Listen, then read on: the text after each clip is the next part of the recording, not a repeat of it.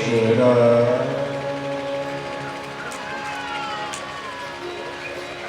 अखिल कोटि ब्रह्मांड नायक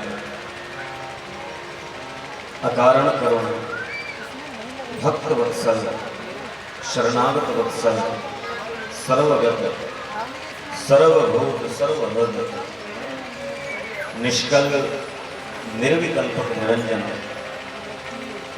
जगन्नियंता जगदाधार ब्रजराज श्री बांके बिहारी लाल की महती करुणा कृपा से किशोरी श्री राधा रानी की असीम अनुकंपा से त्रिभुवन पावनी उच्छलत तरंगा श्री यमुना महारानी की पावन पुण्यमयी सत्प्रेरणा एवं हमारे परम आदरणीय परम प्रिय श्री सोबरन सिंह जी रावत, अगर सिंह जी रावत, श्री राकेश सिंह जी रावत एवं श्री बंटी जी रावत एवं उनके समस्त परिवार के पावन संकल्प से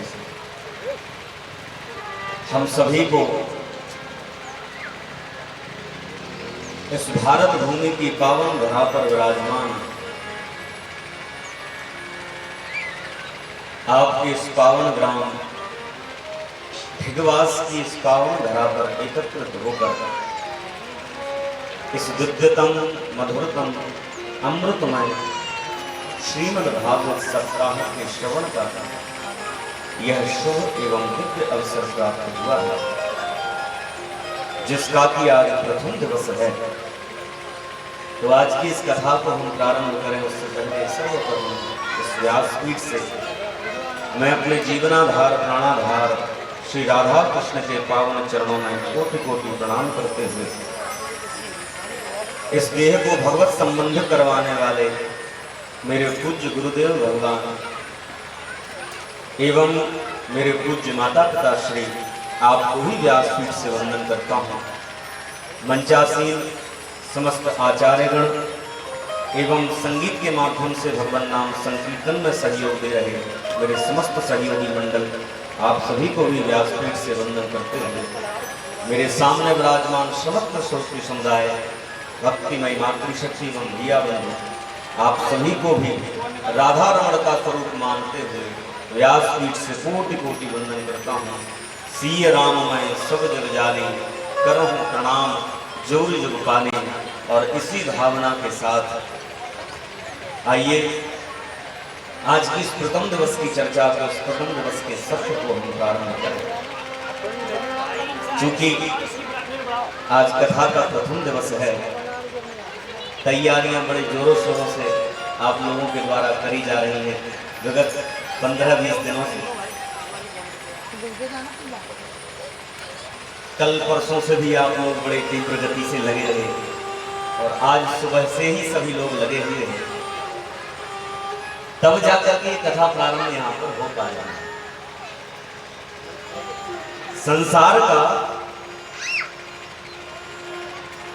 कोई भी कार्य भगवत कृपा के बिना सहजता से हो नहीं सकता। संसार का कोई भी कार्य हो भगवत कृपा के बिना पूर्ण हो ही नहीं सकता। यह जो आपके गांव में, आपके घर में यह दिव्य आयोजन हो रहा है, आप लोग ये ना सोचे कि ये हमारा पुरुषार्थ था उस कारण से हो रहा है। पुरुषार्थ कुछ नहीं है, हम लोगों को श्री ठाकुर ने एक निमित्त मात्र बना दिया है। देखिए आज से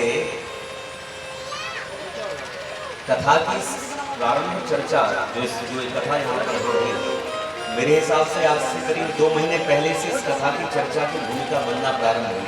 क्यों चौहान साहब, आप लोगों से हम पूर्ण रूपेण अपरिचित थे। आज से 2 महीने पहले ना आप हमको जानते थे, ना हम आप लोगों को जानते थे। कोई किसी से परिचय नहीं था, किसी का किसी से परिचय नहीं था। हाँ, केवल कथा करवानी है ये संकल्प आपके मन में था। श्री ठाकुर जी ने वह संकल्प प्रकट अवश्य किया। अच्छा, और आपका ये चंबल क्षेत्र में ही आता है? और चंबल की भूमि तो विद्वानों से और महापुरुषों से भरी पड़ी है। आपके इस क्षेत्र में एक से एक अच्छे अद्भुत वक्ता और बड़े बड़े विद्वान हैं, कोई कमी नहीं। परंतु देखिए, इन विद्वानों से भरे इस क्षेत्र में यदि बैठ करके छोटा सा दास कथा यदि कर पा रहा है तो श्री ठाकुर जी की ही कृपा है। ये होगा हमारा पूर्व जन्म का कोई ऋण, पूर्व जन्म का कोई ऋण आपका या हमारा कुछ शेष रहा होगा, जिस कारण से ये 7 दिन तक हमें यहाँ दाना पानी मिलने वाला है। संपर्क कुछ नहीं था आप लोगों से। आचार्य जी हैं, हमारे अच्छे मित्र हैं श्री हितेश जी, उन्होंने शायद आप लोगों को हमारी वीडियो क्लिप दी थी। हमारे कपिल भैया ने भी खूब बोल बोल के सुनी, हमारे चौहान साहब ने भी खूब बोल बोल के सुनी। हाँ, आपने तो कह दिया कि हमारे शोभन भैया जैसा स्वरूप है उतनी सहजता है। आप लोगों को ऊपर छोड़ दिया था और आप लोगों ने सुना तन्मयता से।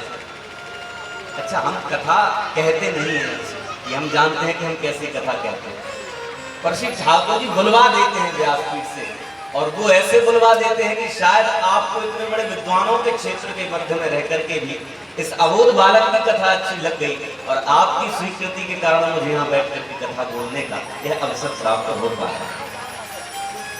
बड़े प्रेम और भाव से, बड़े ही आनंद से आप इस कथा का आयोजन करवा रहे हैं। हमारे सामने विराजमान हमारे आदरणीय बड़े ही प्रिय श्री उमाशंकर चौहान जी, और हमारे सामने बैठे कपिल भैया जी शिवपुरी वाले। आप दोनों की बड़ी महत्वपूर्ण भूमिका रही है। यदि आप दोनों मना करते तो शायद यहाँ कोई और बैठा होता।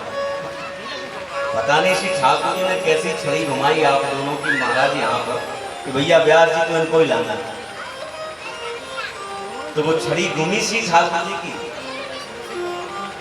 और वह संकल्प कथा का हुआ। पहले फोन पर बात हुई, फिर भूमिका बनी, और आप लोग कुछ दिनों पहले हमारे गृहग्राम में भी आए थे, और वहाँ पर जैसी टूटी फूटी सेवा हमारे द्वारा बनी, आप लोगों की करी गई संकल्प हुआ। बैठे हैं वो दादाजी लोग भी गए थे, सामने बैठे थे, खूब घुटेगी साथ में, चिंता मत करिए। संकल्प हुआ और आज प्रातःकाल कलश यात्रा हुई। और देखिए, एक बात में निवेदन कर, जितनी माताएं भैया बंधु बैठे, कलश यात्रा क्यों करवाई जाती है जानते हैं आप लोग? ये जो हम लोगों ने नगर भ्रमण किया प्रारंभ में, कथाएं तो खूब होती हैं आप लोगों के यहाँ, कभी पर ये जिज्ञासा मन में आई आप लोगों के कि ये जो माथे पर कलश रख करके, अरे राम राम, चिलचिलाती धूप में नंगे पैर ये माताएं सभी पुरुष वर्ग अपने माथे पर मिट्टी के कलश जल भर करके रख करके गई थी। आप लोग भी पीछे पीछे डीजे बाजे गाजे के पीछे साथ साथ में हम भी चले, आधे रास्ते तक बग्घी पर बैठ करके चले, फिर हमने भी पैदल चलने का भी आनंद लिया। क्या जोर की धूप थी, पर बड़े उत्साह से किसी के माथे पर शिकन नहीं आई। बड़े आनंद और प्रेम से आप सभी ने यह नगर का भ्रमण किया, यह कलश यात्रा करी, और वास्तव में कलश यात्रा ऐसी लग रही थी, ये मैं व्यासपीठ से अतिशयोक्ति नहीं कर रहा हूँ, वास्तव में सत्य कह रहा हूँ, ऐसा लग रहा था जैसे गिरिराज महाराज जी की परिक्रमा लग रही थी। क्योंकि ब्रज तो आपके समीप में ही है, वो टेटी कीकर करील वो भी वहाँ जो यहाँ कछु अलग तो है ना नहीं। आप तो जैसा हमारा ब्रज दिखे वैसे तुम्हारा महाराज जी चंबल क्षेत्र दिखे, जो तो पुरानो मयूर वन की सीमा तो यहीं पे लगी हुई है, मोरे नाते कहीं दूर तो ना जा रहे आप। और आधो अधूरो सही, आधे से ज्यादा संबंध आप सबन को ब्रजते हैं। तो गिरिराज जी की परिक्रमा का सा आभास प्रातःकाल हो रहा है, तो बड़े प्रेम से वह कलश यात्रा करी गई। मैं आप सभी को बताऊं, यह कलश यात्रा क्यों करी जाती है। एक गांव के गलियों से निकल करके जो आप माथे पर कलश रख करके गए, क्या ये प्रचार था कथा का? नहीं, ये प्रचार नहीं। कलश रखने के पीछे मंतव्य यह है कि जब हम गांव की एक एक गली से निकलते हैं तो गांव के जो दिक्पाल होते हैं, जो गांव के क्षेत्रपाल देवता होते हैं, जो गांव के प्रतिष्ठित देवता होते हैं, जो ग्राम देवी होती हैं, जो गांव के कोने कोने में विराजमान भगवान हैं, इस कलश यात्रा के अंतर्गत भगवान श्री ठाकुर जी अपने साथ में विराजमान थे। भगवान मस्तक पर विराजमान थी, कलश आपके मस्तकों पर विराजमान थे, सबको लेकर के सारे देवताओं का निमंत्रण करते हुए, क्या मंतव्य होता है कलश यात्रा के अंतर्गत? जो देवता हैं गांव के कोने कोने में विराजमान, इस कलश यात्रा के द्वारा गांव के प्रत्येक कोने के देवता का आह्वान, निमंत्रण, आमंत्रण करते हुए श्री ठाकुर जी को सारे नगर का, भागवत भगवान को सारे गांव का दर्शन करवाते हुए ये भागवत भगवान की पोथी यहाँ पर आकर विराजमान हुई। और मैं प्रत्यक्ष स्पष्ट कहता हूँ इस बात को, श्री ठाकुर जी जब सबको लेवाने गए थे तो आपके गांव के एक देवता आज इस व्यास पंडाल में, इस कथा पंडाल में विराजमान लेकर के आप सभी लोग आए। थक जरूर गए थे, इसलिए कथा थोड़े विलंब से प्रारंभ हो, कुछ नहीं, प्रथम दिवस है तो श्रीमद् भागवत महापुराण की यह दिव्य कथा प्रथम दिवस की आज चर्चा हम प्रारंभ करें। और प्रथम दिवस की जो कथा है, संतों ने परंपरा डाली है श्रीमद् भागवत महात्म्य के श्रवण करने। श्रीमद् भागवत महात्म्य ही पहले दिन की कथा में क्यों सुनाया जाता है? देखिए, कथाएं आप लोग खूब सुनते हैं, परंतु हम श्री ठाकुर जी की कृपा से प्रयास करेंगे केवल मूल कथा सुनाने का।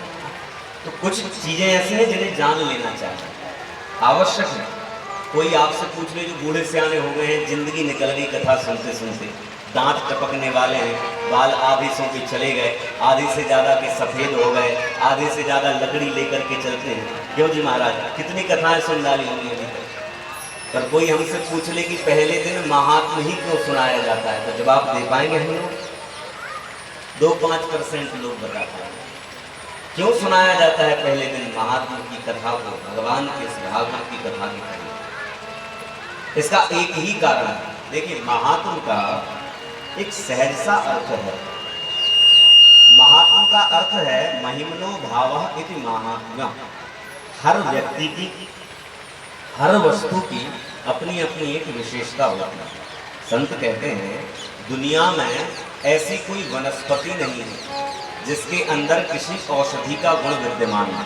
एक भी वनस्पति, हरी धनिया से लेकर के नीम के पेड़ तक, हरी दूर्वा से लेकर के बरगद के वृक्ष तक, एक भी वनस्पति ऐसी नहीं है जो कोई ना कोई दवा का काम पूर्ण करती हो। ज्यादा गर्मी बढ़ जाए तो दूर्वा का लेप लगाकर बना करके मस्तक पे पोत लो महाराज, ठंडक आ जाएगी। परंतु यदि उस दूर्वा का उपयोग ही पता नहीं है, फिर तो भैंस के चरने के काम आ ही रही है, हमारे किस काम की?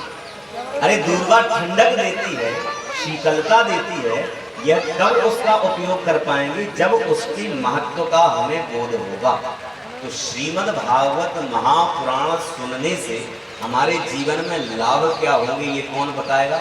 श्रीमद् भागवत महात्म्य। इस कथा को सुनकर के क्या मिलेगा? ये जो इतना खर्चा हमारे द्वारा किया जा रहा है सुब्रन भैया, ये लाखों जो पानी की तरह बहाए जा रहे हैं, ये महीने भर से हम परेशान हो रहे हैं। 11, 12, 14 लोग आपके यहाँ वृंदावन से, अन्य अन्य क्षेत्रों से आकर के आपके घर से आपको बाहर निकाल करके खुद डेरा जमा करके बैठे हुए हैं। आप सुबह से खा नहीं पा और 2-2 बार हम लोग खा करके बैठे हैं। तो इतनी परेशानी किस लिए? क्यों कपिल भैया? कल से लेकर के आज तक डबरा के, झांसी के, दतिया के 2500 चक्कर लग गए। परेशानी किस लिए? किस लिए? इसलिए कि श्रीमद् भागवत की कथा सुननी है। तो किस लिए सुननी है? क्या होगा इस कथा को सुनकर के? तो ये जो बात बताएगा यह श्रीमद् भागवत महात्म्य ही बताएगा। श्रीमद् भागवत की कथा को सुनकर हमारे जीवन में क्या लाभ होंगे, हमें क्या प्राप्त होगा, क्या मिलेगा, क्या नहीं मिलेगा, जीवन में कौन कौन से परिवर्तन आएंगे, यह बात कौन बताएगा? श्रीमद् भागवत महात्म्य। तो ऐसा दिव्य श्रीमद् भागवत का महात्म्य है जिसकी चर्चा प्रथम दिवस की कथा में करी जाएगी। और बड़ा ही दिव्य इस श्रीमद् भागवत महात्म्य का यह प्रथम श्लोक है। और इस प्रथम श्लोक में परमात्मा के 3 स्वरूप, 3 गुण और 3 कार्य बताए। क्या स्वरूप है, कौन कौन से गुण हैं और कार्य क्या है, तो सभी लोग इस प्रथम श्लोक को बड़े ध्यान से नेत्र बंद करके, कान खोल करके श्रवण करेंगे। श्रीमद् भागवत महात्म्य का प्रथम श्लोक कहता है, सच्चिदानन्दरूपाय विश्वोत्पत्त्यादिहेतवे तापत्रय विनाशाय श्रीकृष्णाय वयं नमः। परमात्मा के 3 स्वरूप बताए हैं, ध्यान से सुनिएगा इन बातों को और हो सके तो याद कर लीजिए। कितने स्वरूप बताए हैं भैया? 3 स्वरूप बताए हैं। बाबूजी कौन कौन से स्वरूप है? पहला स्वरूप क्या है? बोले भाई परमात्मा सत स्वरूप है। और सत का अर्थ क्या है देवराज भाई? सत का अर्थ होता है अविनाशी। क्या होता है सत का अर्थ? अविनाशी। और सरल शब्दों में यदि इसे समझाएं, समझ में आई कि नहीं बात? राधे राधे। देखो जी एक बात कहें आपसे, आज तो पहला ही दिन है कथा का, अभी 6 दिन बचे हैं, पहला भी पूरा नहीं हुआ। 7 दिन तक ये ऐसे ऐसे और ऐसे ऐसे हिलती रहेगी। ऐसे कैसे? जब हम कुछ पूछें चर्चा करें तो ऐसे या फिर ऐसे। तो पहला स्वरूप क्या है? सत स्वरूप। सत का अर्थ क्या है? अविनाशी। समझ में आया? अभी नहीं आया। और सरल यदि इसे करें, अविनाशी क्या है? अविनाशी किसे कहते हैं? कैसा है पहला स्वरूप? अविनाशी क्यों कह दिया? तो संत और सहज करते हुए कहते हैं, ध्यान से सुनिए। जिस दिन जब तक संसार नहीं था तब तक कौन था? पटेल साहब थे, कोई रावत जी थे, कोई गुजर साहब थे, कोई व्यास जी थे, कोई नहीं थे। इस दुनिया के निर्माण के पहले कौन था? हमारे ठाकुर जी केवल। और जब आज दुनिया चलती फिरती हुई दिखाई दे रही है, तब भी हम सभी के अंदर अंतर्यामी बनकर के कौन बैठा हुआ है? श्री ठाकुर जी बैठे। और जिस दिन संसार में प्रलय हो जाएगी, ठाकुर जी को या दुनिया के मन भर जाएगा और श्री ठाकुर जी या दुनिया में जब प्रलय कर देंगे तो सब कछु मिटने के बाद दुनिया में कौन बचेगा? केवल हमारे श्री ठाकुर जी बचेंगे। देखो जी राधे राधे। भगवान चतुश्लोकी भागवत में खुद कहते हैं कि अहमेवा समेवाग्रे नान्यद्यत् सदसत्परम् पश्चादहं यदेतच्च यो वशिष्येत सोऽस्म्यहम्। इस संसार के निर्माण के पहले भी मैं था। आज जब यह संसार चलता भरता हुआ दिखाई दे रहा है तब भी केवल मैं हूँ। और जिस दिन इस दुनिया में प्रलय हो जाएगी तब भी केवल शेष मैं ही रह जाऊंगा। इसलिए परमात्मा क्या है? कैसा है? परमात्मा क्या है? अविनाशी। क्या है परमात्मा? हम लोग क्या है? हम लोग हैं विनाशी। क्या है हम लोग? इस उदाहरण से और सरलता से समझ में आ जाए। देखिए जी, ये जितने मेरे सामने बैठे बिल्कुल एक बार में समझ में आ जाएगा। जितने बैठे हो साथ, क्या आज से 200 साल पहले हम में से कोई था? क्यों भैया? हाँ या ना? नहीं था। अच्छा, आज के 200 साल बाद हम में से कोई रहेगा? हम वर्तमान में हैं, कल रहेंगे या नहीं रहेंगे इसका कोई भरोसा नहीं। कोई हो तो लिख करके मुझे दे देना। तो हम क्या हैं? हम हैं विनाशी। परंतु परमात्मा क्या है? परमात्मा सदैव अपनी सत्ता को लेकर के विद्यमान रहता है, कोई रहे या ना रहे। इसलिए उसका पहला नाम क्या है? पहला स्वरूप है सत्य, अर्थात अविनाशी। अच्छा, दूसरा स्वरूप क्या है इसका? चलिए, दूसरा उसका स्वरूप है सच्चिद। चित का अर्थ है ज्ञान, चैतन्यता। ध्यान से सुनना। हम ये जो मानव शरीर हमारा है, इसके अंदर एक जैसे मोबाइल कितना भी कीमती क्यों ना, आप 5 लाख रुपए का मोबाइल ले लीजिए, परंतु यदि इसके अंदर सिम ना डाली जाए तो बताइए 5 लाख का मोबाइल किसी काम का है? शरीर की हाइट 8 फुट क्यों ना हो जाए, बढ़िया अच्छे महाराज डोले सोले हो जाए, खूब सुंदर स्वरूप आपको मिल जाए, परंतु भगवान आत्मा नाम की सिम फिट करना भूल जाए तो बताइए फिर किसी काम का है ये शरीर? तो ये जो हमारी आत्मा है, बाबा तुलसीदास मानस में कहते हैं कि ईश्वर अंश जीव अविनाशी चेतन अमल सहज सुख राशि। ये जो आत्मा है हमारी, ये परमात्मा जो है वह अंशी है, और उस अंशी रूपी परमात्मा का अंश है यह आत्मा, जो आकर के शरीर में फिट हो गई है।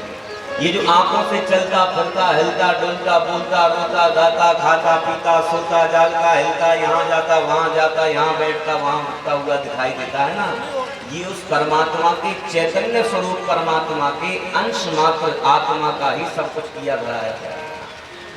और ये आत्मा नाम की क्रिया जब तक शरीर के अंदर है तब तक कोई एक रोम भी खींच ले भैया तो मुख से क्या निकलता है सोरन भैया आ। परंतु जब आत्मा शरीर से बाहर निकल जाती है तो कोई रोम खींचे या हाथ खींचे या हाथ काट दे या गर्दन काट दे, ना आह निकलती है न वाह निकलती है। ये आह और वाह तभी तक है जब तक उस विराट परमात्मा के चैतन्य घन स्वरूप की छोटी सी अंश मात्रा आत्मा विद्यमान है। तो विचार करिए, जिसके छोटे से अंश मात्र आत्मा में इतनी सामर्थ्य है तो वह परमात्मा कितना ज्ञानवान कितना चैतन्य होगा। यह सारा संसार का विलास ही उसकी चैतन्यता का होगा। तीसरा स्वरूप उसका क्या है? तीसरा स्वरूप है आनंद स्वरूप। और जितना भी चक्कर हम इस आनंद स्वरूप को बनाने में समझने में लगा देते हैं, इतना चक्कर किसी और स्वरूप को समझने में नहीं लगता। व्यास जी ने सच कहा, सरलता से समझ में आ गया, मतलब अविनाशी। व्यास जी का अविनाशी मतलब समझ गए, श्रोताओं ने कहा जी समझ गए। व्यास जी ने दूसरा स्वरूप समझाया चैतन्य अर्थात ज्ञान, समझ गए, श्रोता कहते हैं हाँ समझ गए। और ये जो तीसरा स्वरूप है ना, हम व्यासपीठ से बिल्कुल स्पष्ट कहें आपसे, नए से समझाया जा सकता है और नए से बुद्धि के द्वारा समझा जा सकता है। तीसरा स्वरूप है जिसका नाम है आनंद स्वरूप। क्या है तीसरा स्वरूप? आनंद स्वरूप। ये जो परमात्मा का तीसरा आनंद स्वरूप है, ये भगवान की कृपा के बिना समझ भी नहीं आ सकता। हम लोग क्या करते हैं, हम लोगों ने एक गलती करी है, हम लोगों ने अपने सुखों को आनंद समझ लिया। ध्यान से सुनिए बच्चों, बड़े जोरों की, मान लीजिए आप भितरवार से दिगवास आ रहे हैं, कहाँ से? भितरवार से। भितरवार ज़्यादा दूर पड़ जाएगा। कौन सी तरह है अपने तो भैया दिवराज है, कौन सी तरह है? सिलाहा, सिलाहा, वहीं से इन लोगों को लेके आना। कितने दूर होगा यहाँ से? 7-8 किलोमीटर। तो विचार करिए, गर्मियों के दिन पड़ ही जाएंगे और दोपहर में 2 बजे आप तो सिलाहा से दिगवास के लिए चलें। कितने बजे चलना है चौहान साहब? 2 बजे। आप अकेले हो, रोड बिल्कुल सूनी हो और मोटरसाइकिल के दोनों चक्के बस्ट हो जाए और मोटरसाइकिल वहीं छोड़ करके दोपहर के 2 बजे वहाँ से 8 किलोमीटर पैदल चलते चलते जब आप घर आए, कहाँ पहुँचे? और घर के कमरे में घुसे और जैसे ठंडी ठंडी हवा कूलर की लगी, महाराज शर्ट उतार कर करीब पसीने से लथपथ शरीर बिल्कुल ठंडी हवा के सामने पहुंचता है तो मुख से क्या निकलता है? क्या आ गया? क्यों जी?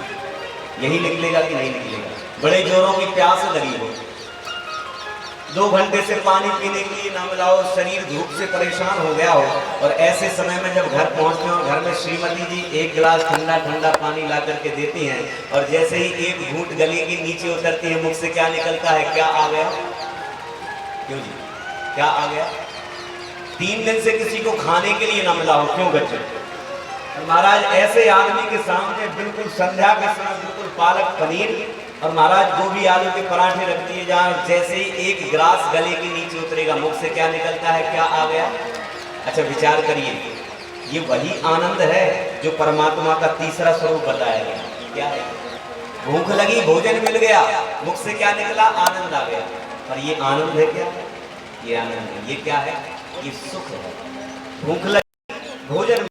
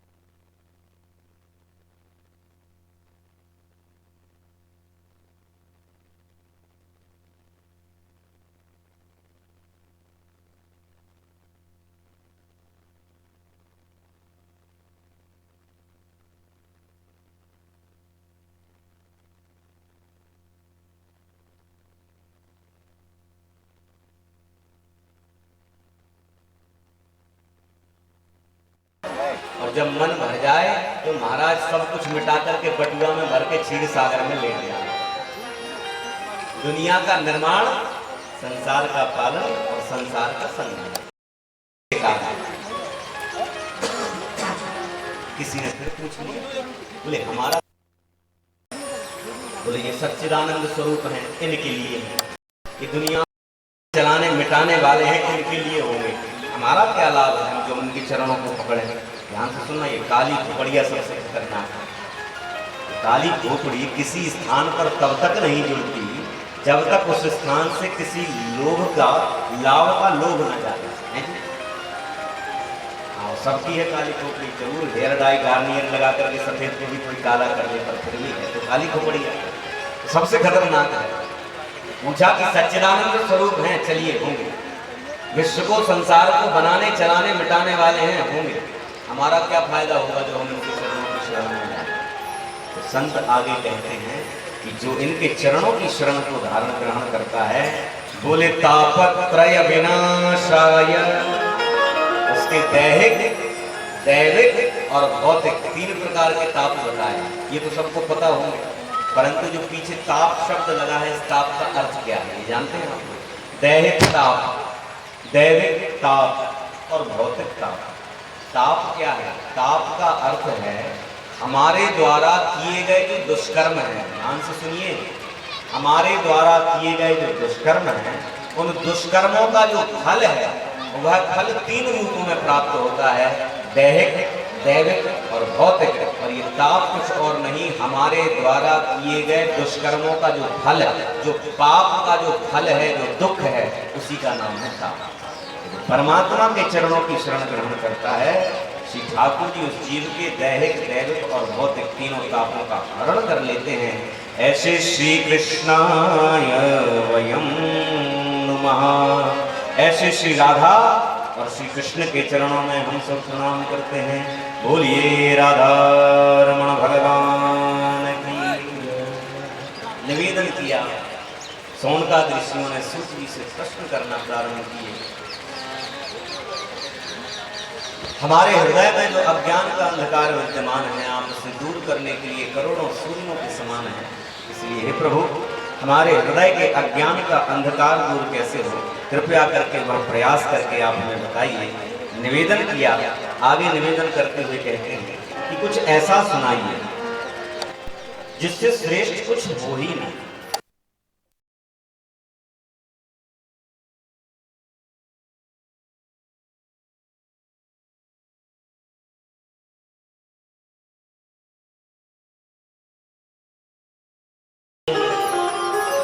कृष्ण प्राप्तिकरं सस्वत् साधनं तद्वदाधुना। कुछ ऐसा श्रवण कर।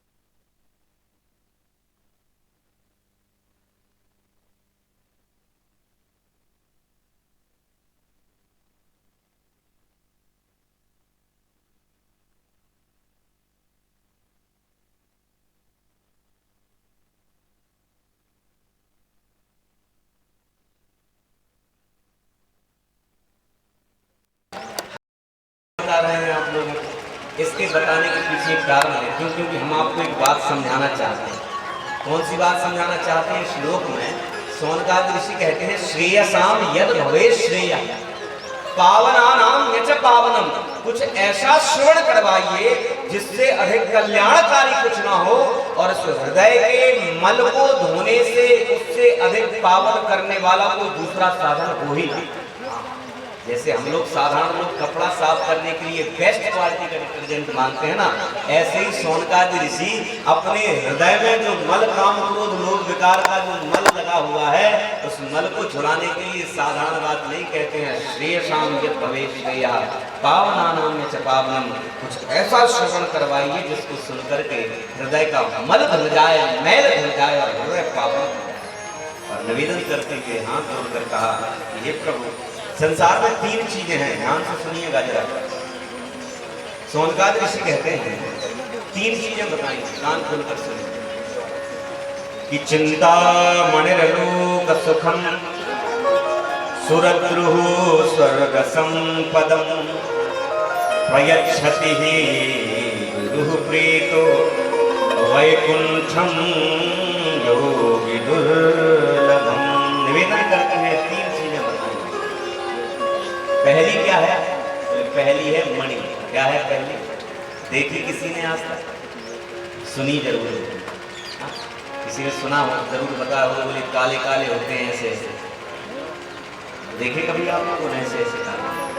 कहते हैं वो ज़्यादा उनकी अवस्था हो जाती है तो उनके यहाँ पे वो आ जाते हैं, उसमें बड़ा प्रकाश होता है। क्या कहते हैं उसे? उसे मणि कहते हैं। और भैया मणि की एक विशेषता है। मणि क्या देती है? बोले चिंता मणि लोग सुख। यदि धोखे से, ध्यान से सुनिए कैसे, तो फिर भैया यदि धोखे से मणि मिल जाए, क्या मिल जाए? धोखे से, हाँ सबको, सबके लिए कह रहे हैं। यदि धोखे से मणि मिल जाए तो करना क्या है? उठा करके लाना अपने घर में बिछाना और उसे अच्छे सफेद मलमल के कपड़े पर रखिए, गंधाक्षत से उसकी पूजन करिए और पूजन करने के बाद हाथ जोड़ करके प्रार्थना करिए, हे मणि महारानी, हमारे अकाउंट में कुछ कमी है, 5 शून्य और लग जाए पीछे। जैसे ही प्रार्थना करोगे उसको अकाउंट में टर करके 5 शून्य लग जाएंगे। क्यों? क्योंकि संसार की जो सुविधाएं हैं वो तो इन्हीं के द्वारा मिलने वाली है ना। तो मणि क्या देती है? मणि संसार के सुख प्रदान करती है। दूसरा है कल्पवृक्ष। कल्पवृक्ष की महिमा क्या है? कल्पवृक्ष की छांव में बैठ करके जो चिंतन कर लिया जाएगा, कल्पना कर ली जाएगा, वह कल्पना सत्य हो जाती है। अलौकिक सुखों को देने की सामर्थ्य किसके अंदर है? कल्पवृक्ष के अंदर। परंतु तीसरा होता है गुरु। गुरु क्या प्रदान कर सकता है? सोनकाद ऋषि कहते हैं, बोले चिंता मणिरलोक सुखम सुरद्रुः स्वर्ग संपदम प्रयच्छति गुरुः प्रीतो वैकुंठम योगी दुर्लभम। यदि जीवन में धोखे से कहीं सदगुरु की कृपा प्राप्त हो जाए, यदि मणि मिलेगी तो मणि केवल संसार के सुख दे सकती है, कल्पवृक्ष केवल स्वर्ग के सुखों को दे सकता है। परंतु यदि जीवन में कभी किसी सच्चे कर्मनिष्ठ भगवनिष्ठ भक्त, किसी सच्चे संत, किसी सच्चे सदगुरु की कृपा प्राप्त हो जाए तो संसार के सुख देना इसके लिए चुटकी की बात है, स्वर्ग के सुख देना उसके लिए खेल है महाराज। परंतु ध्यान से सुनना, जो सुख मणि नहीं प्रदान कर सकती, जो सुख कल्प वृक्ष नहीं दे सकता, यदि जीवन में सदगुरु की कृपा प्राप्त हो जाए तो भगवान के चरणों की प्राप्ति सहजता से सदगुरु की कृपा के द्वारा प्राप्त हो सकती है। तो गुरु मान करके निवेदन किया और गुरु के चरणों में प्रणाम किया और प्रणाम करते हुए कहते हैं कि अब कुछ हमें अच्छा सुनाए। तो सोनकाद ऋषियों के प्रश्न को सुनकर सूत भी प्रसन्न हो गए। ध्यान से सुनिए माताओं और भैया, श्रोता जैसा होता है वक्ता को वैसा बनना पड़ता है। यदि श्रोता केवल नाच गाना सुनने के लिए आया हो और केवल चुटकुला सुनने के लिए आया हो तो फिर तो वक्ता महाराज की पड़िया पे हाथ धर के बैठे रह जाए और हमारे जैसे तो बैठे ही रह जाएगा। ज्यादा चुटकुला फुटकुला हमें आवे ही ना, हमने याद ही ना।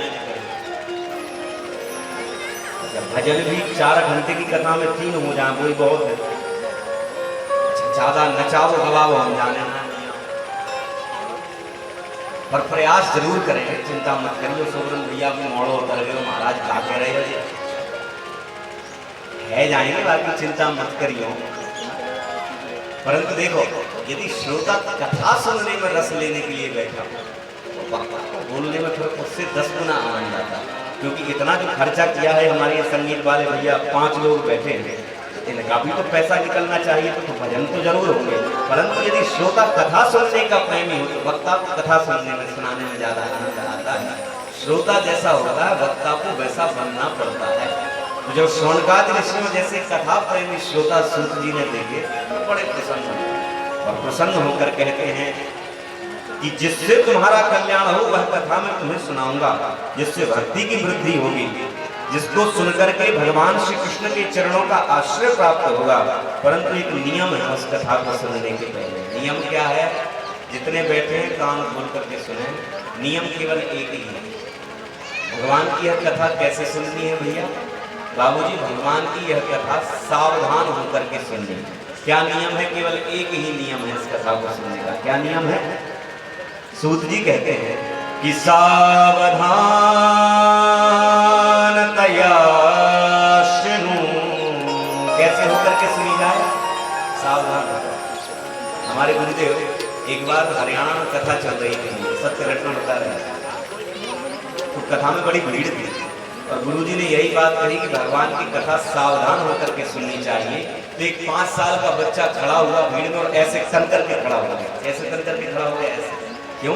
क्योंकि वह सावधान का अर्थ यही जानता था। उसके स्कूल में गुरुजी लोग करवाते होंगे सावधान और विश्राम। सावधान कहा तो ऐसे तन के खड़े हो गए और विश्राम कहा तो ढीला शरीर करके खड़े हो गए। अब वो बच्चा सावधान का यही अर्थ जानता था। व्यास जी ने कहा भगवान की कथा सावधान होकर के सुननी चाहिए, तो खड़ा हो गया तन करके। तो गुरुजी ने प्रशंसा करी। देखो बोले श्रोता, ऐसा हो सावधान का बच्चा जो अर्थ जानता था उसने तुरंत किया। परंतु यहाँ पर चौहान साहब, सावधान का अर्थ ये नहीं है कि तन करके खड़े हो गया। यहाँ पर जो सावधान होने का अर्थ है, तो सावधान होने का मतलब है बल्कि भैया शरीर भी यहाँ हो और मन भी यहाँ हो। शरीर तो पांडाल में बैठा है और मन महाराज अपने घर में बनी हुई भैंस के चारों तरफ चक्कर लगाए, तो ऐसी कथा सुनने से क्या था?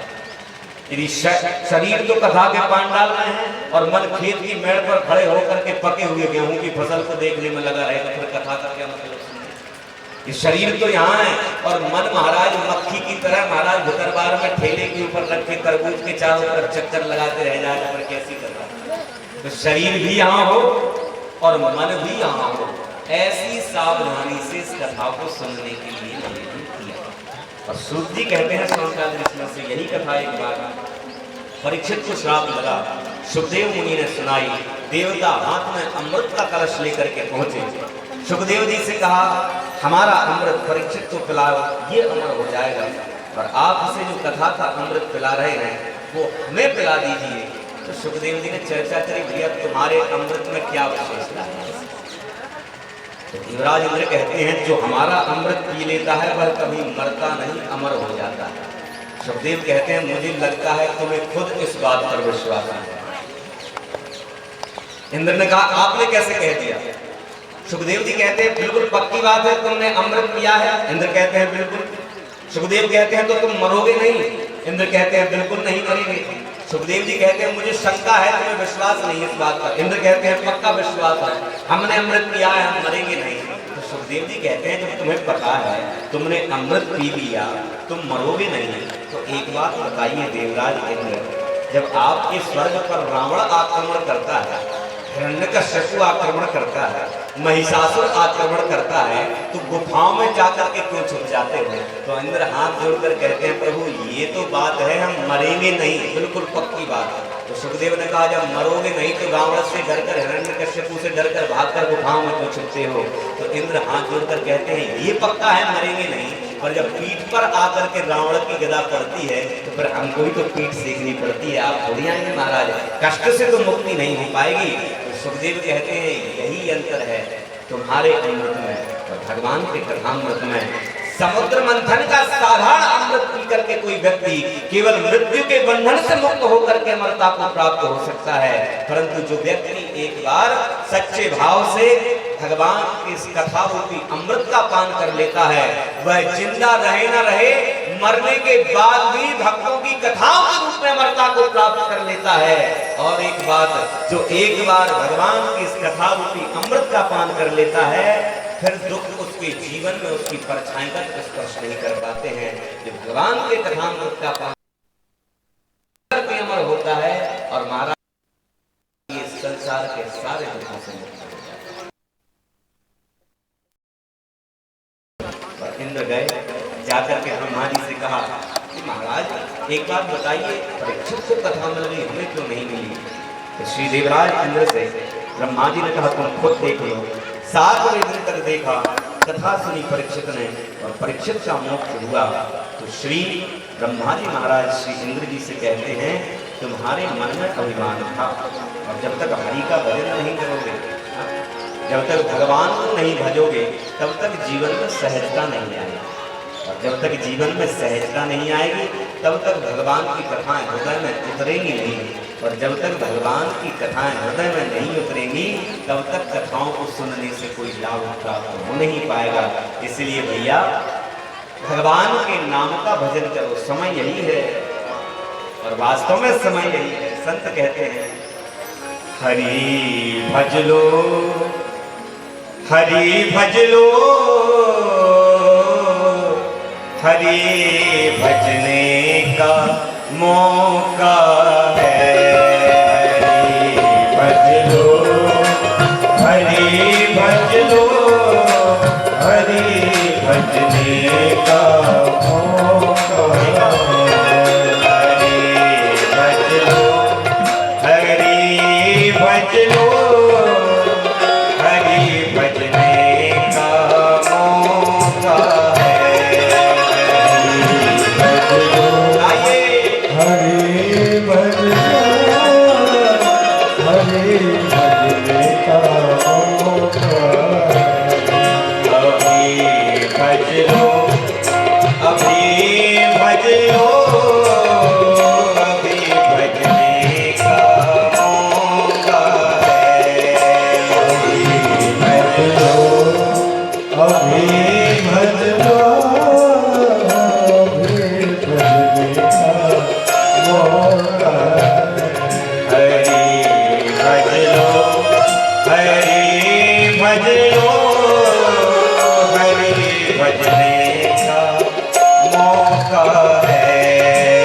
हरि भज लो, हरि भज लो, हरि भजने का मौका। बोल राधा भगवान की जय हो।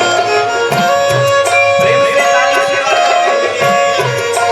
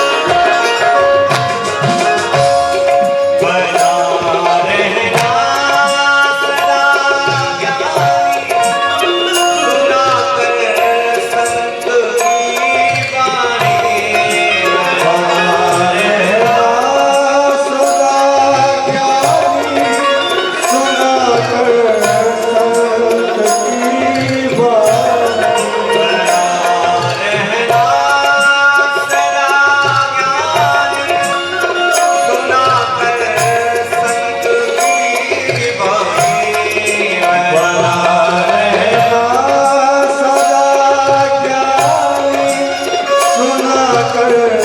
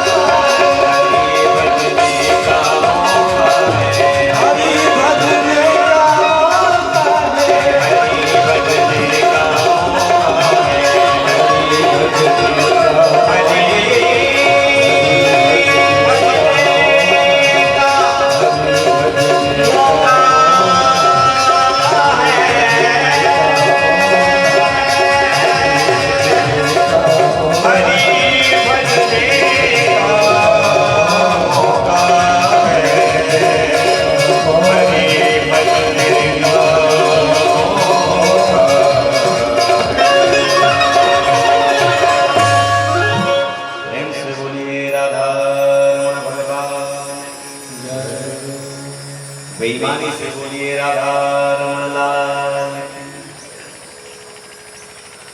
अच्छा, ईमानदारी से बोलिए श्री राधा रमण लाल की। ईमानी और ईमानदारी दोनों का देखो। आज तो कथा को पहले ही बनाए देता हूँ, जयकारो कैसो लगे आज ही सीख रही हूँ। वृंदावन कौन कौन गए ने हाथ उठाइयो, ऐसे ही जयकारो लगाओ आज जी के सामने जाके खड़े कैसे चिल्लाओ। हम बता रहे हैं, आप लोग ना जानो तो हम सिखाए के जाएंगे जगवास बारे में कैसे लगे जयकारो। उठाए लो दोनों हाथ सब लोग। निक ब्रजवासी उनके जैसे जयकारो लग जाएगा, कैसो ब्रजवासी उनके जैसे उठ गए सब। अब निक अपने अपने मोड़े तिरछे करो, सब कर लो और बिल्कुल पीढ़ी के जोर से चोटी को जोर लगी लो। जे दाल चावल भरते खाए के आई और सामने वाली की पीठ में चिपकने चाहिए। प्रेम से बोल राधा रमण भगवान की जय, श्री बांके बिहारी लाल की जय हो। सुबह सो लगना चाहिए, आज पहले दिन आज सिखाई दी सब।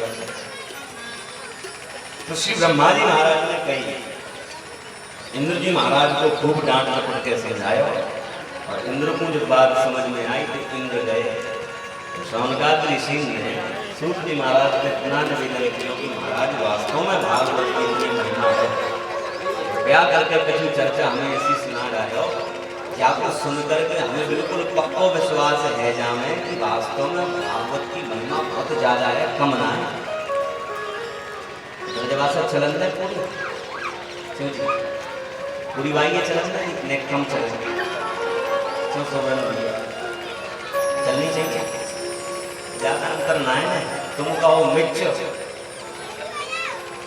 मिर्ची, ज्यादा अंतर ना है महाराज। चंबल की तो लगी भई है वृंदावन की भाषा से, ब्रज तो बहुत जुड़ी भई है। आगरा लो तो पूरी आ जाए और धौलपुर से बिगड़े थे, और धौलपुर से बिगड़बो शुरू हुए तो मुरैना में जाए कि महाराज पूरी लट है जाए। यहाँ के महाराज ने 500 बन जाए थोड़ी नब गई है, मुरैना और भिंड में तो सीधी लट है। हमने नेक लचक आ रही है शिव की बतिया से। ब्रज की भाषा विचित्र हमारा अद्भुत भाषा है। तो सूत जी महाराज से शौनकादि ऋषि ने निवेदन करो महाराज की वास्तव में श्री भगवान की यह कथा इतनी दिव्य है, इतनी महिमा है श्री ठाकुर जी की यह कथा की, तो कृपया करके कुछ ऐसा चरित्र सुनवाए दो, ऐसा चरित्र श्रवण करवाए दो। बिल्कुल हमें पक्को विश्वास है जाना चाहिए कि वास्तव में भागवत कथाएं सुनकर के जीव की गति और मति दोनों मिल जाए। जब निवेदन किया सूत जी महाराज शौनकादि ऋषियों से कहते हैं, भैया एक बार की बात, एकदा हि विशालायां चत्वार ऋषयो मलाः सत्संगार्थं समायाता तदृशोस्तत्र नारदम्। एक बार की बात है, सनक सनंदन सनातन सनत कुमार सत्संग के लिए एकत्रित हुए और उसी समय उसी स्थान से श्री नारद जी महाराज ने और नारद जी को चिंतित होते हुए वहां से निकलते हुए देखे। तो जब नारद जी महाराज चिंतित से होकर वहां से निकले, शौनकादि ऋषियों के मन में खुद चिंता हो कि नारद जैसा महापुरुष, विचार करिए राधे राधे, जो डॉक्टर हजारों मरीजों को जिसने कोरोना काल था, जो कोरोना से बचा रहा था, ऐसे डॉक्टर को कोरोना हो जाता था तो उस क्षेत्र के लोगों की क्या स्थिति होगी। जो कोरोना से सबको बचा रहा था उसे ही कोरोना हो गया, अब हमारा क्या होगा।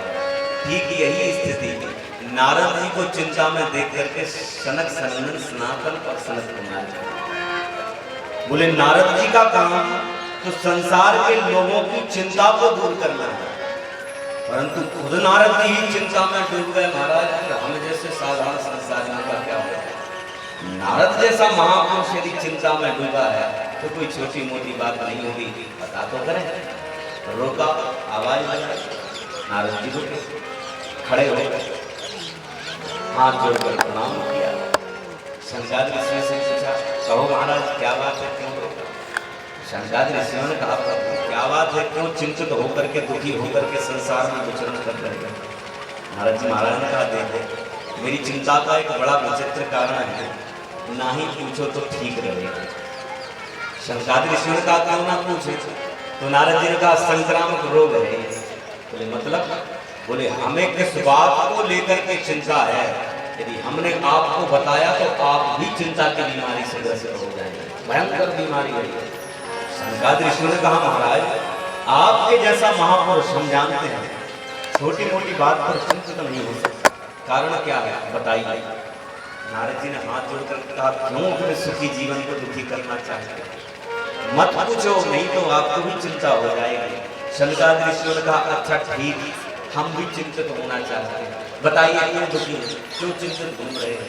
तो नारद जी ने कहा जब ज्यादा पड़ी है बीमार होने की तो फिर डट कर खड़े होकर के प्रेम से सुनो। नारद जी कहते हैं कि मेरी चिंता का कारण ध्यान से सुनिए। मैं संसार में बड़े आनंद से विचरण कर रहा था और संसार में घूमते घूमते एक दिन मेरा मन हुआ कि संसार में अंतरिक्ष में क्यों घूम लिया, जरा पृथ्वी पर चलो जहाँ श्री ठाकुर जी ने अनेकों लीलाएं करी हैं। विचार बनाया और नारद जी कहते हैं कि हम तो पृथ्वी ज्ञातो ज्ञात्वा सर्वोत्तमा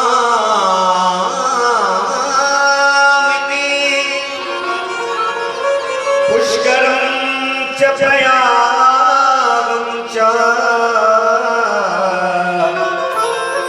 काशीं गोदावरी तथा। धरती को श्रेष्ठ मानकर संसार में विचरण भ्रमण करते करते मैं पृथ्वी पर आया और कहाँ कहाँ गया ध्यान से सुनना कान खोलकर। नारद जी ने ये नहीं कहा चंबल में घूम गया, नारद जी ने ये नहीं कहा बुंदेलखंड में घूम के आया, नारद जी ने ये नहीं कहा मगध में घूम करके आया, ये नहीं कहा पश्चिम बंगाल में घूम कर आया। नारद जी क्या कहते हैं कहाँ कहाँ गया धरती पर, ध्यान से सुनिए। नारद जी कहते हैं अहम तु पृथ्वी या तो ज्ञात्वा सर्वोत्तमा, इस पृथ्वी को सर्वोत्तम मान करके धरती पर आया। कहाँ कहाँ गया? बोले पुष्करम, बोले पुष्कर गया, प्रयागम च काशी गोदावरी तथा। काशी गया, गोदावरी गया, पुष्कर गया, प्रयाग और कहाँ कहाँ गया? हरिक्षेत्रम कुरुक्षेत्रम श्रीरंगम सेतुबंधनम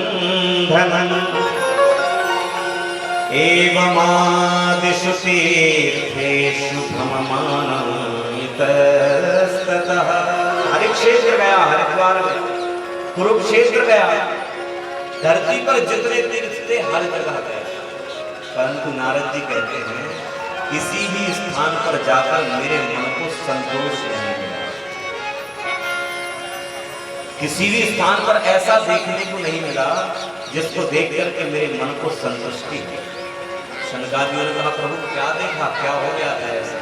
तो नारद जी अब बात बता रहे।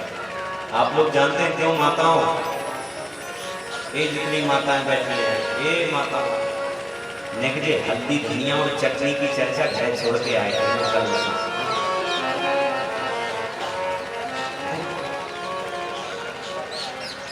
क्या चर्चा हो रही है? हमारे घर में कल का ही चीरा खत्म हो गया था, ये चर्चा करेंगे।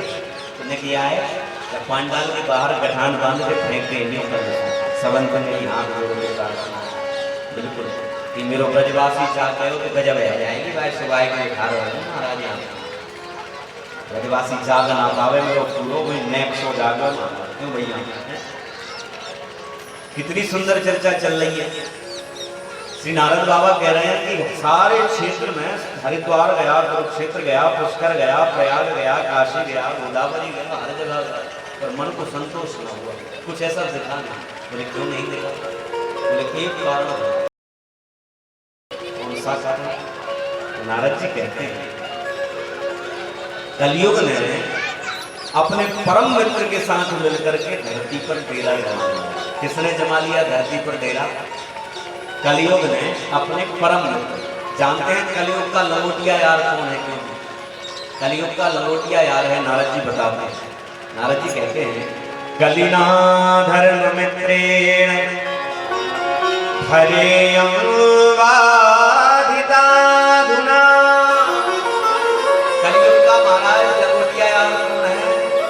कलयुग का क्या कहते हैं नारद जी? कलिना धर्म मित्रेण, कलयुग ने अपने अधर्म रूपी मित्र के साथ मिलकर धरती पर डेरा जमाया है। और स्थिति क्या हो रही है धरती पर लोगों की? ध्यान से सुनिए चौहान साहब, ये चर्चा आज से करीब 5,500-6 हजार साल पुरानी है। कितनी पुरानी होगी? 5,500 साल तो कम से कम 5 मान लीजिए। परंतु यदि इस कथा को, चर्चा को सुना जाए तो ऐसा लगता है 2022 की और आपकी शिवपुरी जिला की या दतिया जिला की या भारत के लोगों की चर्चा चल रही है। नारद जी कहते हैं, ध्यान से सुनिए, नारद जी कहते हैं धरती पर क्या नहीं मिला? तो नारद जी कहते हैं नापस्यं कुत्रचिच्छरं मनः संतोषकारकम्। मन को संतोष वैसा देखने के लिए कुछ नहीं मिला। क्या क्या होगा धरती पर, कैसे हो गए हैं? नारद जी कहते हैं कि सत्यम नास्ति तपः शौचम दयादानो न वेद्यते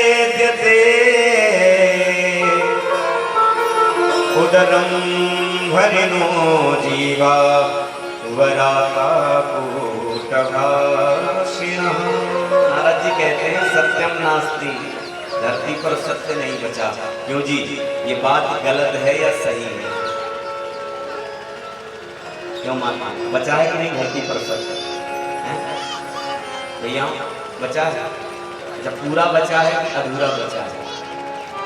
100 में से कितने % बचा? क्यों भैया, कितना बचा हो सत्य बताइए ना, कुछ तो बोलिए देवता।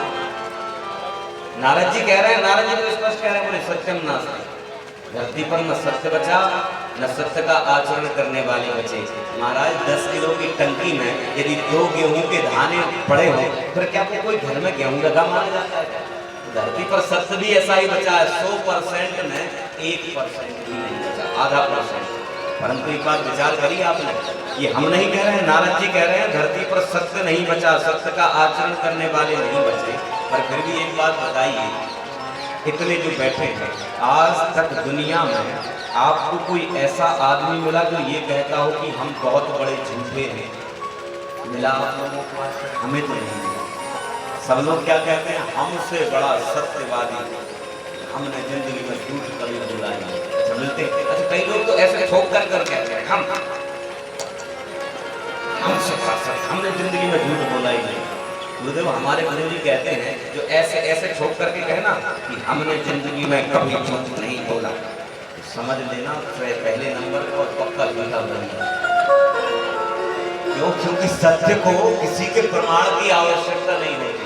अंधेरा कमरा हो, किसी अंधेरे कमरे में यदि दीपक रख दिया जाए, महाराज चिंगारी जलती है, दिया सलाई को जैसे ही बत्ती में लगाया जाता है, तो विचार करिए कि अंधेरे को भगाना पड़ता है या अंधेरा अपने आप भाग जाता है? अंधेरा अपने आप भाग जाता है। ठीक वैसे ही सत्य का प्रकाश है, जहाँ सत्य प्रकाशित होता है वहां पर असत्य और अज्ञान का अंधकार टिक ही नहीं सकता। पर नारद जी कहते हैं धरती पर सत्य नहीं, सत्यम नास्ति, तपस्या करने नहीं वाले नहीं बचे, दया नहीं बची, दान अपने लिए तो हजारों लाख में, पर किसी गरीब की सेवा के लिए 10 रुपए का नोट भी 10 बार सोच करके जेब से बाहर निकलता। ऐसा आचरण कलयुग के लोगों का हो गया है। निवेदन किया, बताया, सनक सनंदन सनातन सनत कुमार के पैरों के नीचे की जमीन खिसक गई। बोले बस बस बस बस, बोले अब क्या? पहले ही समझाया, अब तो बस निकल पड़ी, अब कहाँ से बस होगा? और जैसे ही वर्णन नारद जी ने किया तो सनक सनंदन सनातन सनत कुमार बढ़ा गए। अंत में नारद कहते हैं सब जगह घूम करके जब वृंदावन गया तो वृंदावन में जाकर के मन को संतोष तो हुआ, और थोड़ी बार देखता क्या हूँ कि एक युवती अपने गोद में तो वृद्ध पुरुषों को लेकर के लेटी बैठी हुई थी, रो रही थी। उस स्थिति को देखकर दुख हुआ, मैं लौटने लगा तो उस देवी ने मुझे पुकारा, मैं रुका, उसका परिचय जब मांगा तो उसने कहा अहम भक्ति ख्याता इन्यों में तनयों मतों, मेरा नाम भक्ति, ये ज्ञान और वैराग्य नाम के मेरे 2 पुत्र हैं। द्रविड़ देश में दक्षिण में मेरा जन्म हुआ, अन्यान्य प्रांतों में घूमते घूमते गुर्जराए जीर्णताम गतः गुजरात प्रदेश में जाकर के वृद्ध हुई, परंतु वृंदावनम पुनः प्राप्त नवीने स्वरूपिणी, वृंदावन में आकर के पुनः युवती हो गई। ये वृंदावन की महिमा है। नारद जी प्रसन्न होकर के ढांढस बंधाते हैं और भक्ति ज्ञान वैराग्य के कष्ट को दूर करने के लिए प्रयास किया। आकाशवाणी ने संकेत किया कि सत्कर्म का आश्रय लो नारद, और नारद जी सत्कर्म का आश्रय लेने की खोज में पहुंचे। और उसी समय नारद जी की भेंट सनक सनंदन सनातन और सनत कुमार से हुई, और सनक सनंदन सनातन सनत कुमार ने श्रीमद् भागवत की कथा को ही सबसे बड़ा सत्कर्म बताया। हरिद्वार में आनंद महाराज वन में जाकर के कथा हुई, और जैसे ही भगवान की कथा हुई, भक्ति ज्ञान और वैराग्य तीनों स्वस्थ होकर के संतों के मध्य में प्रकट हो जाते हैं। और संतों ने भगवान भक्तों के हृदय में भगवान की भक्ति को स्थान देकर के भागवत की महिमा को स्थापित किया है। बोलिए भागवत भगवान की। और यह चर्चा भगवान की भागवत की महिमा की श्रवण करवाई, और आत्मदेव धुंधकारी का चरित्र और श्रवण करवाया। तो सोमनाथ विष्णु से पूछा, कथा बड़ी प्रचलित है, आप सभी ने कई बार सुनी है, परंतु यदि इस चर्चा की आध्यात्मिकता अपने आप से कहूँ, आत्मदेव कोई और नहीं, शरीर के अंदर विराजमान आत्मा ही आत्मदेव है। तुंगभद्रा नाम की नदी कोई और नहीं, संसार सागर ही तुंगभद्रा नाम की नदी है। उत्तम नाम का कोई नगर कुछ और नहीं, बड़े भाग्य मानुष तन पावा, सुर दुर्लभ सदग्रंथ ही गावा। यह उत्तम नाम का नगर ही मानव शरीर है। इसमें बुद्धि रूपी पत्नी, जिसकी बुद्धि संशयों में उलझी हुई हो, उसी की बुद्धि है धुंधली। आत्मदेव के जीवन में सब कुछ था, संतान नहीं थी, आत्महत्या करने वन में गए, संत का दर्शन हुआ, याचना करी, उन्होंने फल दिया, कहा पत्नी को जाकर खिलाना, पर पत्नी को खिलाया नहीं, केवल हाथ में दे दिया। और जैसे ही महाराज हाथ में दिया, धुंधली ने षड्यंत्र रच करके फल गाय को खिलाया। अपनी सहेली के बेटे को गोद लेकर आत्मदेव को छोटी बात बताई, तुम पिताजी बन गए। आत्मदेव प्रसन्न हुए, पुत्रोत्सव मनाया। समय बीता, गाय ने जो फल खाया, उससे केवल कान गाय के जैसे लेकर मानव शरीर लेकर बालक का जन्म हुआ। उसका नाम आत्मदेव ने गोकर्ण रखा। धुंधली के पुत्र का नाम धुंधली ने स्वयं धुंधकारी नामकरण किया। जीवन आगे चला, धुंधकारी कुमार्ग पर गया और गोकर्ण सन्मार्ग पर गए। धुंधकारी के कृत्यों से दुखी होकर वन में जाने के लिए आत्मदेव तैयार हुए, तो 2 श्लोकों में गोकर्ण गीता सुनाई। जीवन भर दशम स्कंद का पाठ आत्मदेव ने किया, और अंतिम समय में भागवत का पाठ करते करते भगवान की गति को प्राप्त हुए। और धुंधकारी के दुखों से दुखी होकर धुंधली ने कुएं में कूदकर आत्महत्या की। बहुत सुंदर बात है, जिसके जीवन में सत्संग होता है उसकी सदैव सदगति होती है, और जिसके जीवन में कुसंग होता है उसकी सदैव दुर्गति होती है। आत्मदेव की सदगति हुई और धुंधली की दुर्गति हुई। महाराज 5 विषय रूपी वैश्याओं के चक्कर में धुंधकारी फंसा, राजा के यहाँ से चोरी करके आया। वैश्याओं ने राजदंड के भय से मुख में अंगारे भरकर मारा। मरने के बाद प्रेत योनि को प्राप्त हुआ। गोकर्ण तीर्थ यात्रा करके लौटे, उनके सामने जब अनेक रूप लेकर प्रकट हुआ, तीर्थ जल का सिंचन गोकर्ण ने महाराज किया। शरीर को लेकर प्रकट होकर अपने उद्धार के लिए प्रार्थना करी, और सूर्य नारायण की आज्ञा से भगवान श्री ठाकुर जी की भागवत की कथा को गोकर्ण ने श्री धुंधकारी महाराज को सुनाया। 7 गांठ के बांस में आकर धुंधकारी बैठे। 7 गांठ का बांस क्या है? हमारा अंतःकरण ही 7 गांठ का बांस है, जिसमें काम, क्रोध, लोभ, मोह, मद और मात्सर्य अहंकार की 7 गांठें लगी हैं। परंतु जब कोई जीव इस अंतःकरण रूपी महाराज बांस में भगवान की कथाओं को मन में बिठा करके चिंतन करता हुआ श्रवण करता है, यह 7 गांठों को फोड़ करके अंतःकरण को निर्मल करके अंत में भगवत धाम को प्राप्त हो जाता है। यही भागवत कथा की महिमा है। और भगवान की इस कथा को सुनकर धुंधकारी का उद्धार हुआ। यह 2 चरित्र भगवान की भागवत कथा की महिमा को वर्णन करते हैं। अंत में भागवत कथा की विधि और बताई कि कब श्रवण करें, कहाँ श्रवण करें, कैसे श्रवण करें। तो निवेदन किया, दृष्टांत कुशलो धीरा वक्ता कार्योति निष्प्रह। कोई विद्वान पढ़ा लिखा ब्राह्मण पंडित लाकर के व्यासपीठ पर विराजमान करें, विधि विधान से उसका पूजन करने के बाद उससे भगवान की कथा को सुनाने का निवेदन किया जाए। कथा का यजमान जितने भाव से अपने पुत्र और पुत्री का विवाह करता है कोई व्यक्ति, उतने ही उत्साह से भगवान की कथा का यह आयोजन करवाना चाहिए। अच्छा, फिर बताया, सारी बातें बता दी। अच्छे मुहूर्त लग्न आपके क्षेत्र में तो मुहूर्त की बड़ी महिमा।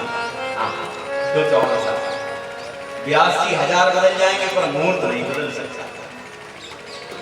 ये भी देखो बड़ा संयोग था, सुंदर, बड़े सुंदर संयोग बने। हमारी कथा पहले दूसरी जगह ऐसा फंसा हुआ था महाराज सिस्टम, न तो आगे के रह जाते न पीछे के रह जाते। ये सिस्टम ऐसा बना था कि 10 से 16 ही खाली थी और आपका मुहूर्त भी 10 से 16 ही था। महाराज ब्रह्मा जी की सिंहासन टल सकती है परंतु यहाँ चंबल क्षेत्र का मुहूर्त नहीं टल सकता। महाराज समय खाली था, मुहूर्त के बड़े पक्के। ये बात बताई है, अच्छे मुहूर्त देख करके पंचांग खुलवा करके शुभ मुहूर्त में इस कथा का आयोजन करना चाहिए। अच्छा, फिर पूछा कि व्रत रहे कि ना रहे, आप लोग हैं कि नहीं? पूछा गया है, मन से नहीं कह रहा हूँ, विश्वास ना हो तो भागवत पढ़ के देख लें। पूछा गया है कि महाराज व्रत करें कि ना करें, तो शौनकाद ऋषियों से सूत जी ने कहा भैया करना चाहिए। ऐसे बोले करें, बोले कैसा व्रत किया जाए? तो ध्यान से सुनिए, व्रत की विधि बताइए, आप लोग जरूर सुन लें। व्रत की विधि बताइए चौहान साहब। पहले जो व्रत बताया गया तो कैसा व्रत करें, तो बताया है कि घृतपानम पयापानम। बोले यदि व्रत करना ही चाहते हैं तो कैसा व्रत करके रहे यजमान? बोले केवल घी पी करके रहे। क्या पी करके रहे? क्यों भैया, क्या पी करके रहे? पच जाएगा घी। अच्छा, पचना तो बड़ी दूर की बात है, मिल जाएगा शुद्ध। पचने को तो पच जाए, क्यों बोलिए, हम लोग तो पत्थर पचा जाए पर शुद्ध मिले तो। आजकल जिसके घर में बन रहा है बड़ी कृपा है कि दुकान पर मिलता है 10-15 रुपए की पैकेट में है, तो हम पता उसके पीछे एक चीज लिखी, एक वाक्य लिखा रहता है, केवल पूजन के उपयोग के लिए। मतलब ये घी अकेले शंकर जी पचा पाएंगे धोखे से आप लोग। तो निवेदन करते महाराज जब कहा कि घृतपान, हम बोले इतना कठिन व्रत तो हम नहीं कर पाएंगे, कुछ सरलता। तो कहे बोले इतना कठिन नहीं कर पाओगे, तो थोड़ी सहजता है। बोले पयापान, बोले दूध पी करके रहे। बोले महाराज ये भी कठिन हो जाएगा, थोड़ा और सरल हो जाए। तो बोले एक समय फलाहार करो और एक समय दूध पी लो। तो महाराज बोले ये भी कठिन हो जाएगा, इससे और सरल। शौनकाद ऋषि ने देखो हम लोगों के लिए कितनी व्यवस्था करी। शौनकाद ऋषि भूखे नहीं रह सकते थे क्या? अरे जो पेड़ के पत्ते खा करके हजारों वर्ष समाधि में बैठ सकते हैं, क्या वो भोजन के लिए लालायक होंगे? नहीं, उन्हें दया आई हम कलियुगी लोगों के ऊपर कि बिना चाट समोसा फुल्की के ये एक दिन नहीं रह पाते, 7 दिन व्रत कैसे करेंगे? इसलिए सरल व्रत के लिए विधि के लिए पूछा, निवेदन किया। बोले एक समय फलाहार, एक समय दूधाहार। शौनकाद ऋषि कहते हैं ये भी कठिन हो जाएगा। सूत जी ने कहा इतना भी नहीं कर सकते, तो एक समय फलाहार और एक समय अन्नाहार। शौनकाद ऋषि ने कहा ये भी कठिन हो जाएगा। अंत में सूत जी कहते हैं भैया इतना भी न कर पाओ, तो फिर श्रेष्ठ तो यही है कि भोजनम तु बलम मन्ये कथा श्रवण कारकम नोपवासो वरम प्रोक्तः कथा भेद करो यदि। बोले भोजनम तु बलम मन्ये, यदि व्रत किया है और 24 घंटे घड़ी देखते रहे कि कब शाम हो और कब भोजन करने को मिले, तो ऐसा व्रत किसी काम का नहीं। सुबह से लेकर के रात के 8 बजे तक साबुदाने की खिचड़ी पहले 1 किलो खा ली सुबह 11 बजे, और उसके बाद रात को 15-20 रोटी हम चपेट गए, ऐसा व्रत किस काम का है? और व्रत तो किया परंतु दिन भर घड़ी देखते रहे कि कब 7 दिन पूरे हो गए और 8वें दिन व्रत टूटेगा, तो बोले ऐसा व्रत किसी काम का नहीं। और हम भी बिल्कुल स्पष्ट करें, व्रत वही सही है, व्रत तो किया जाए परंतु मन भगवान की कथा में नहीं लग रहा हो तो किस काम करना। हमारा लक्ष्य है भगवान की कथा श्रवण करना। हमारे तो ब्रज में कहें भैया झटके खाओ। कैसे खाओ? झटके मतलब जानो कि ना जानो? झटके तो जानो, आपके क्षेत्र में झटके मतलब बिल्कुल पेट भर झटके खाओ और प्रेम से सुनो। खूब बिल्कुल सुबह को नाश्ता करो, दोपहर की खाओ, मन भर जाए तो उसके बीच में चले जाओ, एक चिप्स खाए के आए बैठ जाओ और फिर संजाओ को खाओ। परंतु प्रधान लक्ष्य है कथा का श्रवण। ये कथा का श्रवण यदि भोजन करके भी सहजता से हो रहा है तो वह सहजता से भी वह व्रत से श्रेष्ठ है। और यदि व्रत कर लिया, उपवास रख लिया और कथा में 5 मिनट मन न लगा तो ऐसा व्रत भी किसी काम का। परंतु एक बात आपसे कहें, हाँ व्रत का अर्थ क्या है? व्रत का अर्थ है संकल्प। क्या अर्थ होता है व्रत का? केवल भोजन छोड़ देने का नाम ही व्रत नहीं है।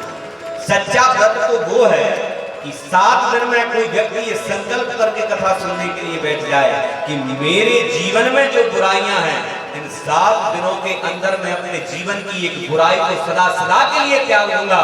ध्यान से सुनना, अन्न छोड़ने से 1000 गुना फल इस व्रत का है जो व्यक्ति अपने जीवन की बुराई त्याग देगा। हम अपने अहंकार को त्याग देंगे, अहंकार को त्यागना सबसे बड़ा व्रत है। हम अपनी कामनाओं को, लोभ को, क्रोध आदि विकारों को त्यागें। यह व्रत यदि किया जाए तो अन्न छोड़ने वाले व्रत से यह व्रत सदा श्रेष्ठ बताया गया है। निवेदन किया और ऐसी चर्चा कर ही रहे थे कि उसी समय संतों की सभा के मध्य में श्री ठाकुर जी का प्राकट्य हो गया। बोलिए राधा रमण भगवान की। यह दिव्य श्रीमद् भागवत की महिमा श्रवण करवाई गई है। कहाँ तक कहूँ, संक्षेप में जितना समय था श्रीमद् भागवत की महिमा को हमने श्रवण करवाया। समय का भी ध्यान रखना पड़ेगा। कल से कथा 12 बजे से, क्योंकि 12 बजे से कथा का समय है, तो कल से कथा 12 बजे प्रारंभ होगी। उससे पहले एक निवेदन आप सभी से करूँ। आज बहुत बड़ा पर्व है। पूरा भारतवर्ष ही नहीं अपितु सारा संसार आज एक पर्व का आनंद ले रहा है। कौन सा पर्व है? मर्यादा पुरुषोत्तम भगवान श्री राम का प्राकट्योत्सव पर्व, जिसे श्री राम नवमी के नाम से जाना जाता है। तो इस व्यासपीठ से आप सभी को रामनवमी के इस पावन पर्व की खूब खूब हार्दिक हार्दिक बधाइयाँ, हार्दिक हार्दिक शुभकामनाएं। आप सभी के जीवन में, हम सभी के जीवन में श्री राम के जैसी मर्यादा, श्री राम के जैसी गुरु निष्ठा, श्री राम के जैसी पितृनिष्ठा, श्री राम के जैसी भ्रातृनिष्ठा, श्री राम के जैसी सखा निष्ठा, श्री राम के जैसे भक्त के प्रति प्रेम की निष्ठा जागृत हो, प्रेम की निष्ठा प्रकट हो। मैं व्यासपीठ से आप सभी के लिए यही प्रार्थना करूंगा। कहाँ तक श्री राम के बारे में कहा जाए, 9 दिन कम पड़ जाता है। क्यों जी? अब यहाँ तो 9 सेकंड और 9 मिनट में सब कुछ यदि कहना पड़े तो कहाँ तक कहा जाए। भगवान श्री राम मर्यादा का मूर्तिमान स्वरूप है। श्री राम प्रेम की पराकाष्ठा का नाम है। श्री राम भाई से स्नेह कैसे किया जा सकता है, उस स्नेह का सर्वश्रेष्ठ उदाहरण है श्री राम। पिता की आज्ञा को सुधार कैसे किया जा सकता है, उसकी सर्वश्रेष्ठ मर्यादा का नाम है श्री राम। और जिसने सारी दुनिया को मर्यादा, कैसे जीवन मर्यादा से जिया जाए, कैसा जीवन व्यक्ति का होना चाहिए, कैसे आचरण व्यक्ति के जीवन में होने चाहिए, यह सिखाने वाले हमारे धनुषधारी श्री राम ही हैं। आज चैत्र मास की इस पावन नवमी तिथि को अभिजित मुहूर्त में मध्याह्न काल के समय दशरथ के घर में श्री भगवान श्री राम का कौशल्या माता के गर्भ से प्राकट्य हुआ था। तो ऐसे मर्यादा पुरुषोत्तम श्री राम की आज जयंती, श्री राम प्रभु का आज पावन प्राकट्योत्सव संपूर्ण ब्रह्मांड को, संपूर्ण विश्व में व्याप्त सकल सनातन समाज को इस व्यासपीठ से श्री राम नवमी की हार्दिक हार्दिक बधाई शुभकामनाएं। बोलिए सियावर रामचंद्र भगवान की। ऐसे है मेरे राम, ऐसे है मेरे राम,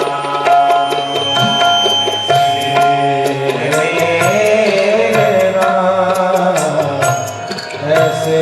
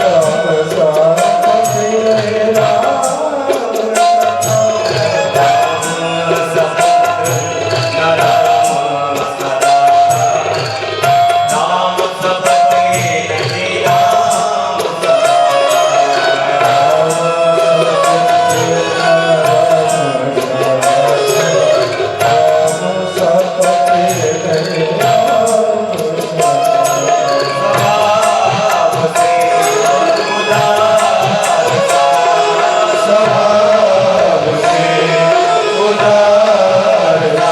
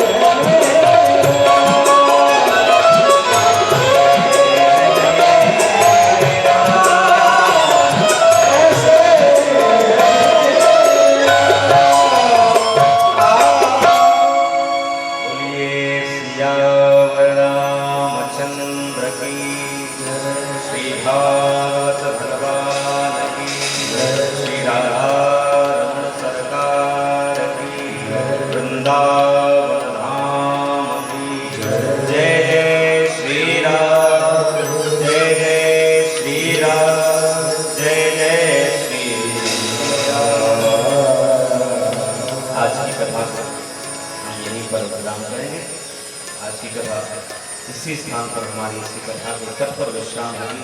कल से कथा का समय 12 बजे से निर्धारित किया गया है, इसलिए समय का विशेष ध्यान रखते हुए कल की कथा का समय का ध्यान रखते हुए आप लोग यहाँ पर उपस्थित हो जाएंगे। हमारे भैया लोग समय से विराजमान हो जाएंगे। श्री हनुमान चालीसा का पाठ होगा, भगवान के दिव्य भजनों का आनंद लेकर समय से कल की कथा को हम यहाँ पर व्यासपीठ से प्रारंभ करेंगे। आज की कथा को इसी स्थान पर विश्राम दें। सभी से मेरा निवेदन, आप सभी अपने अपने स्थान पर खड़े हो जाएं। पहले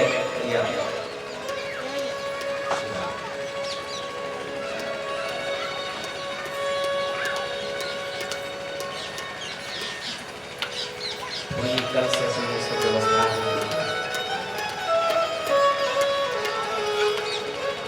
सबसे पहले आरती करेंगे, आरती के बाद प्रसाद लेकर के ही सब लोग अपने अपने घर की तरफ जाएंगे। समय का जरूर विशेष कल से आप सभी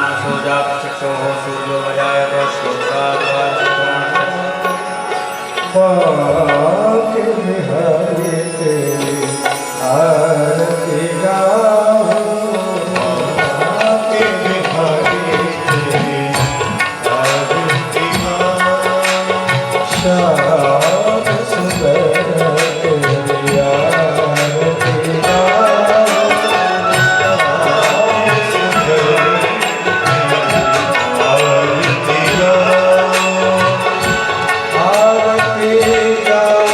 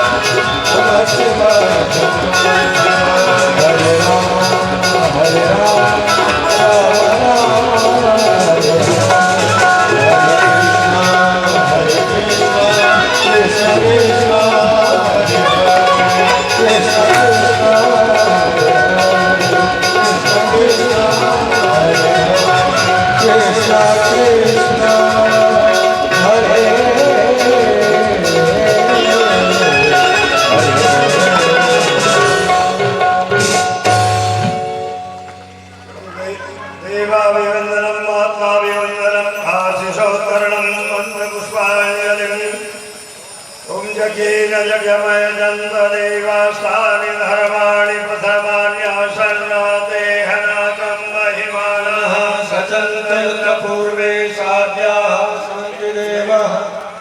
ॐ राजाधिराजाय प्रसय्यसाहिने नमो वयं वैष्णवनाय कुर्महे समे कामान् कामकामाय मह्यं कामेश्वरो वैष्णवो ददातु वीराय वैष्णवनाय महाराजाय नमः। ॐ स्वस्ति साम्राज्यं भोज्यं स्वराज्यं वैराज्यं पारमेष्ठ्यं राज्यं महाराज्यमाधिपत्यमयं सार्वभौमः सर्वायुषान्दादात्पराधात् प्रथिकै समुद्रपर्यन्ताय एकराडिते तदप्ये सश्लोको विहितो मरुतः परिवेष्टानो मरुतस्यावसन्तैयाविच्युतश्च पावपुरे विश्वे देवा सभासदेते। ॐ विश्वतचक्षुर्त विश्वतो मुखो विश्वतो बाहुर्त विश्वतस्पादसंभाव्यां धमति सम्पन्नया वा भूमि जगदेव एकः। ॐ एकदन्ताय विद्महे वक्रतुण्डाय धीमहि तन्नो दन्ति प्रचोदयात्। ॐ विद्महे कन्याकुमारी तन्नो देवी प्रचोदयात् ॐ नारायणाय विद्महे वासुदेवाय धीमहि विष्णु प्रचोदयात् ॐ यशोदानन्दनाय विद्महे राधावल्लभाय धीमहि तन्नो श्रीकृष्णः प्रचोदयात् ॐ शांगाय सपरिवाराय सायुधाय सुभक्तिकाय सवाहनाय गुरुमते श्री कृष्णचंद्राय नमः मंत्रपुष्पांजलिं समर्पयामि।